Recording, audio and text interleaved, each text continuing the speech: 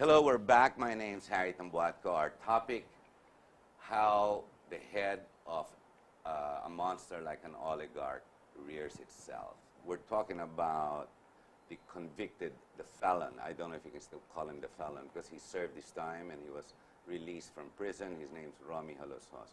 The victims, we have Steve Witter, who's an American citizen married to Filipina, and we have the legal counsel now. We have Severo, Attorney Severo Brillantes.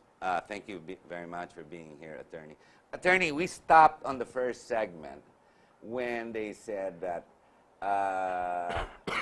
Romy Halosos says that he owns that property where you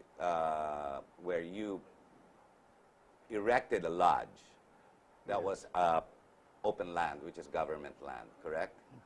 Yes. And so this is a problem. So you analyzed, you searched, you went around the legal procedures, and you tried to buy that government land, correct? 83 square meters where supposedly your house was built, the clubhouse. Yeah, it's public land, so... Public land. And a lot of the land around there is because it's fairly remote and many people don't have the money or the education. Right. So you were building a business, you were pouring in money. To what I understand today, it's summed up to some 18 million, which is no small feat. Yes. Now, at that point, you're doing this, and now you're accosted or you're confronted by this Ophelia, who is the manageress at the GAC resort, and says, no, that's ours. Is this correct? But couldn't prove that's their property. Yes. Now, she says that they, too, are making claims on the foreshore property or in this public land. Is that correct? Yes, it was public land in this case. They did a lot of foreshores, too. He did a lot of foreshores, yeah, too. He owns the whole coast around there. What was it, 7 million square meter. So he's trying to own the whole beach and the whole area. He's not trying. He pretty much did. 7 million square meters of foreshore. It pretty much cleans it up. It's all white sand. We finally got a foreshore because of Cardino, which is the mayor that was in there for a couple of months. And this is the information in front of our house. But we're talking about the property itself as public land. All right. Attorney, correct me if I'm wrong. When a man is incarcerated behind bars in Muntinlupa, convicted, di ba? And is in jail. Yes. He cannot be represented outside in foreshore or buying public land or whatever. That right is taken away from him. Is this correct? Yes. But first of all, I want to clarify that the property in dispute was previously a public agricultural land. Okay. But Mrs. Witter applied for a free patent. Free patent This to is turn an it commercial. this is an administrative procedure to acquire ownership of the land, and the free patent was granted. It was granted. And the corresponding certificate of title has already been issued. So it is already titled property. It is already private property. So all you have to do is show it. Show it to them. Hey, I own this. And yet they just negated it. And in 2006, the free patent and the title were issued in 2004. Right. But in 2006, Halosos, allegedly represented by Javier, filed a petition seeking for the cancellation of the free patent. Can you do that? Alleging that the property is owned by Halosos. Now, first of all, the free patent was granted in 2004. The title was issued in 2004. And it is already private property, which the Director of Lands no longer has any jurisdiction.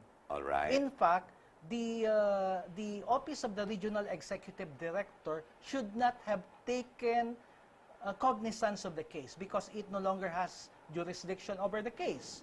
And secondly, 1 year has already elapsed after the issuance of the title, and the title becomes incontrovertible and indefeasible. In fact, so you cannot contest it anymore. Even the regular courts of justice. So you're saying the jurisdiction, no authority. And yet, it happened. And yet it happened. But without waiting for the DNR to render a decision on his petition, Halos-Hos took the law into his own hands. But Invaded the property. but even in if you 2006. physically invade, if you have the documentation that this is mine, you are now trespassing in my property. The proper procedure, if a person has a claim over the property, is to seek the courts of justice. Yes. He cannot take the law into his own hands. And secondly, the documents of Halos-Hos are fraudulent documents. But that's for the courts to decide, or legally it does not stand on its own. Why can we say that it's fraudulent? By the way, I was engaged only when the case was already on appeal. Yes. I was not the counsel I realize, yeah, I when noticed the the case timeline. was before the regional executive director. Hindi And naman, when hindi naman RTC to, no? No. DNR to. Yeah, Okay, go administrative ahead. body, no? Okay. Uh, Quasi-judicial. Yes. Okay, go ahead. When I handled the appeal, I made an investigation. And there is a principle that you cannot go to court with unclean hands. Correct. Because you cannot be allowed to profit from your own wrongdoing. And I discovered that the allegation is that Halos-Hos was able to purchase the property from a certain Opaon. Now, during the But Opaon is already deceased. yes, but at the time of the alleged sale, Which is prior to Steve's purchase. no, actually, After pa, purchased after his purchase. What I discovered is this: the deed of sale is dated February 2003. I looked into the notarial register of the notary public, and I discovered that the residence certificate of Opaon was issued in 2004. So Bogus. So the deed of sale is a falsified document. Falsified It was document, immediately. antedated to make it appear that the sale was perfected and consummated before the patent was issued. Ayun. And in the Unless they can prove otherwise. during the investigation Yes. conducted, there was an allegation in an affidavit that Opaon acquired the property in 1950. Right. However, my investigation showed that Opaon only declared the property for taxation purposes only in 2004. So in other words, this is a Public land yan. yes, It's public land. it's a public land. No? Yeah, it's not his. It's not his, no? He should have gone also to the procedure which Mrs. Witter did. Yes, yes. Which was to apply for a free patent. Correct. And there was no such application. So fraudulent over another fraudulent document, lahat fraudulent na. Yes. Let's fast forward. Yes. Okay, go. You want to say more on that? I'd like. Unfortunately, no, the Witters were driven out of the country because of a threat to their life. When the investigation was ongoing, they did not receive any notice of hearing. In fact, a lawyer entered his appearance as their counsel. He did not also receive a notice of the hearings. So this decision, ordering the cancellation of their free patent, was rendered in blatant violation of the right to due process of law. They had no And presence. hence- They had no participation. And hence, it is null and void. Correct. Let's go fast forward. Then you asked to meet with Romy Halos-Hos. Finally, you had the guts. I'm gonna meet you. Let's talk this out. So you went to prison. I take it. Yeah. Because that's his only residence. Lots of people who visit him there, like politicians from Dapitan go there all the time. And, To visit him. Yeah, so it was kind of a normal procedure in a way to let people go visit him at his office. Well, we can't help that because he had the mandate of the people, whether he won properly or not. He can meet them because he was a current politician. Yes. He had a mandate. Okay, so you get to meet him and you tell him, hey, That's my property, and I've spent quite a lot of money. Here's 18 million. And what offer did he give you back? Well, he wanted to do a business partnership thing, and I was supposed to rent my own property Rent from your him own for property. a peso a year. So from 18 million, here's 1 peso, and you rent your own property and we become business partners. Yes. Pucha, masuhol pa ito sa mafia, no? Okay.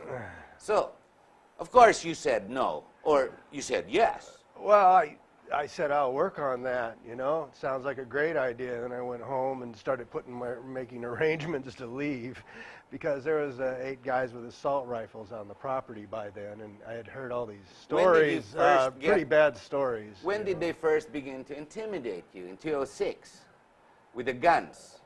They showed up. You could check the timeline, but I'm sure they were there by like March or something.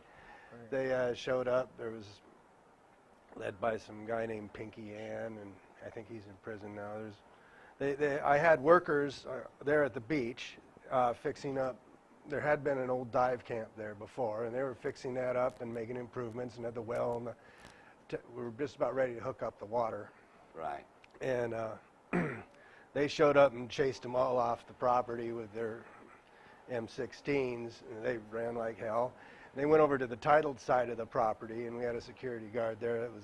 He had emptying. He was going to defend, but they never went onto the titled half of the property. They didn't leave. Before that, they tore down all the fences, burned them, and all the trespassing signs. And this time they were there to stay, and they put up an encampment, and then they started building a cement wall with rebar and everything right through the middle of the property.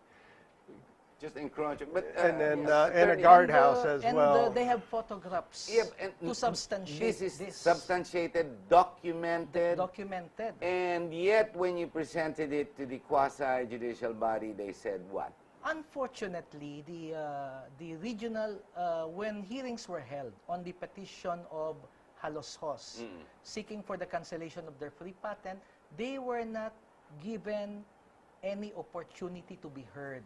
Due process. Yes, due process. As I have said, when notices of hearing were sent, you were absent, of course. They were already out of the country.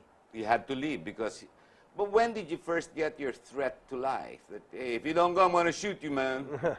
Well, I couldn't really say, quoted that. He's slicker than that. But, you know, you hear all the story. You know, he wanted me to make him a business partner, so I go and I talked to his business partners who did like Duck Hawk Beach with him and stuff, and I found out that there was stories of houses being burned, people's tenants being killed, throats cut, things like that, and a huge lawsuit where the lawyer was disbarred, and a year later people are finding out that the property's in his name already, and they didn't even know until they went to pay taxes and things like that.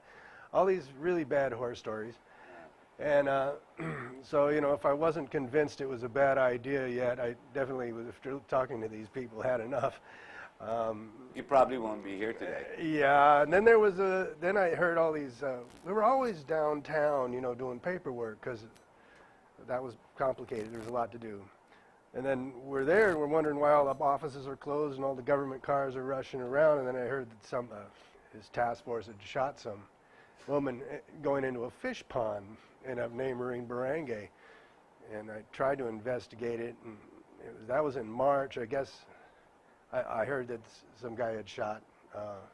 It wasn't a woman, and I guess it was somebody got shot in the back with a high-powered rifle running away. And, you know, it's just like, I think I gotta go now. We're gonna have to take another break, ladies and gentlemen.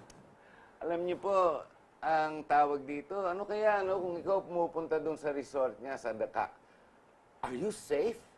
Kung namamaril ng tao ito, nang susunog ng bahay at kung ano-ano, yung mga foreigners pumupunta dyan, hindi kaya sila delikado din? Baka silang mapaglaruan pa nitong mama nito?